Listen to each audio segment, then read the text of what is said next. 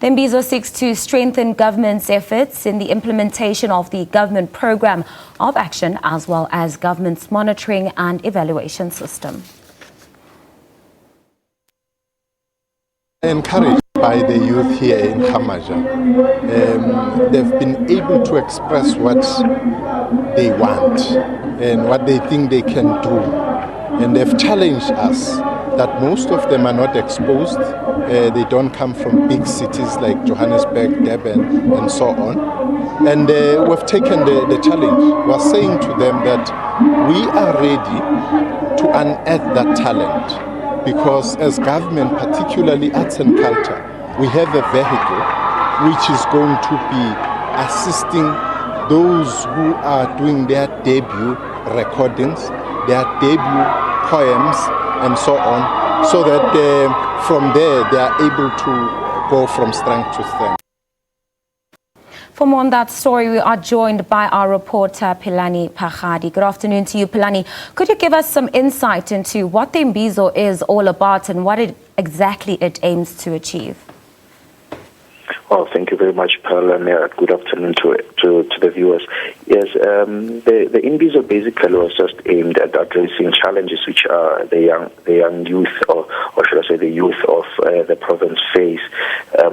You know that art and culture is something that in the youth, it's something that basically it's not really enrooted.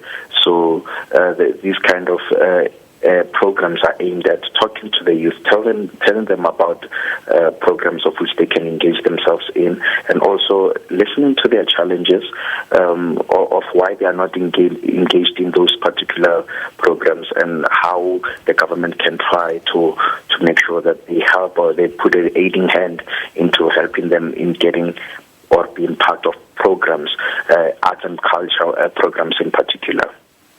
You speak of arts and culture, but outside of that, are there any other issues that the youth feel are pressing challenges that they're faced with? And have they sort of given you an impression as to what could be done to help alleviate or make better changes?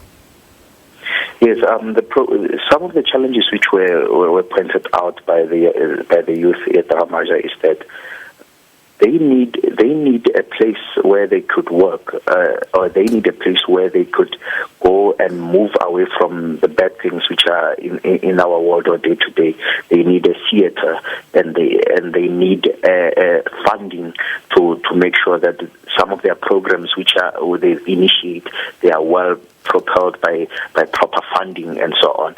So some of those challenges which they brought about was that they can only be alleviated if the department also, or should I say the government as a whole, try to help them create or construct a theater in Limpopo, of which can cater for different artists, and they can also have places where they can use as incubators to make sure that their artistic platforms are also adhered to.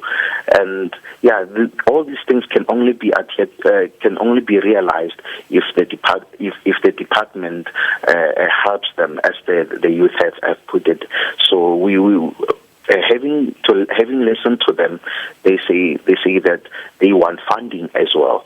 So if they are being funded by the NYDA through programs of which they initiate, they believe that this will be part of answering to their challenges.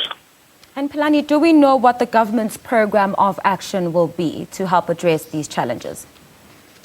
Yes, the minister did say that during last month in a parliamentary session, he said to the parliament at large that there will be programs of which are aimed at making sure that the new artists, new emerging artists in the market, be it in the gallery or in music, they will be helped or they will be aided to make sure that they are known or exposed to the nation at large, so that people can see the talent which is in the youth. People can hear the talent which is in the youth through music and also other forms of art. So the department says that there are already measures in place which will seek to report, or should I say, seek to alleviate challenges in arts and the culture affected areas.